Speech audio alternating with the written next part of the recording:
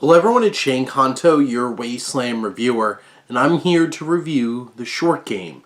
And this is a new drama from director Frank Sanza, who co-wrote this with 4 other people. So there's a lot of cooks in this kitchen, bringing this story of Jeremy, played by Ben Krieger, to life, who is a golfer and is hoping to get scholarship into college and is struggling with the expectation that he has to take care of his brother Ethan, played by Owen Himfar, and how he begins to realize that he actually has a strong connection with his brother over golf, and many other things that are going on in this film. And that's also one of the challenges of this film. I think this film is trying to balance too many different kinds of things. But at the core of it, you have this fraternal journey. And you see Jeremy, who has to grow from being somebody who sees very him-centric. But also, I don't think this film really, puts enough ownership on the parents for putting a lot on Jeremy. And it just kind of is like, well, Jeremy's just being selfish. But Jeremy's also a kid, and the expectation and them not communicating well with him. One of the characters that I struggle with a lot in this film is actually Jeremy's father, who has his redeeming moments towards the end, but I don't feel like it's fully earned, because this character is pretty unevenly written and also comes off as somebody who really isn't paying enough attention to his children. And you have this journey that Jeremy goes on with his brother, who becomes his caddy, and Jeremy's trying to get back to where he was when he was a champion. Now this is his senior year of high school. And I do really like the dynamic that they develop, the connection, and how they bond over golf. And then you do have all of his big antagonist is a spoiled rich kid who is obnoxious and cheats and cheats and cheats and keeps trying to manipulate the situation, manipulating Ethan, and the film kind of lets it get by. In the end, the film has a satisfying, you still won, Jeremy, in a really melodramatic and cliche kind of way.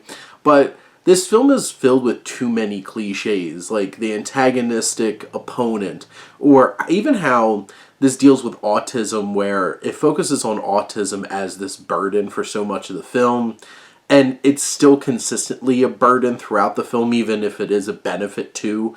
And it's a little tiresome seeing autism put through that light of just no, everybody with autism is a burden in some shape or form, and it's just it's not like that. And we only really see so many, only see those representations in film. And then you also have, Ethan has his super focused interest in golf and can see all these things as a caddy, and that's kind of his superpower, and it kind of feels that way. It's kind of written that way.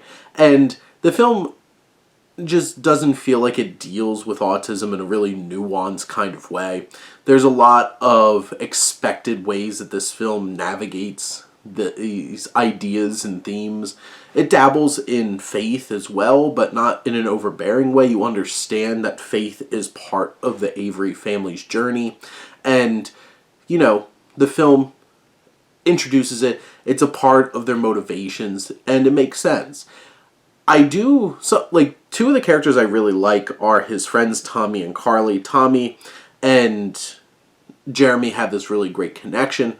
The choice of what they do with Jeremy as a character, I feel goes completely out of left field and makes this film feel totally just doesn't feel right in the context of things and just comes out of nowhere. And then Carly, I think, is a great addition because of her. I really like her dynamic with Jeremy, and the fact that she's documenting this whole thing, and it has that underlying kind of I'm trying to find my story, trying to find my ending for you, and it comes together. This film deals in a lot of cliches of underdog sports stories and stuff like that. We've seen it plenty of times.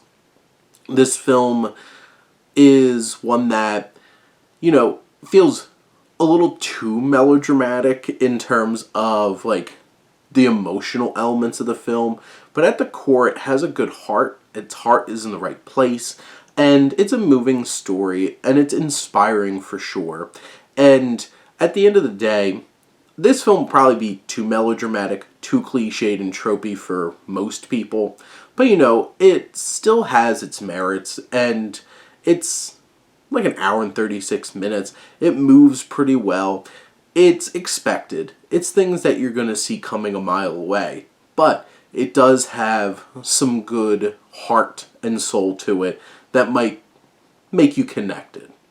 But those are my thoughts on the short game. Let me know what you think, and let's talk some movies. But thank you as always for tuning in and supporting your Wasteland reviewer.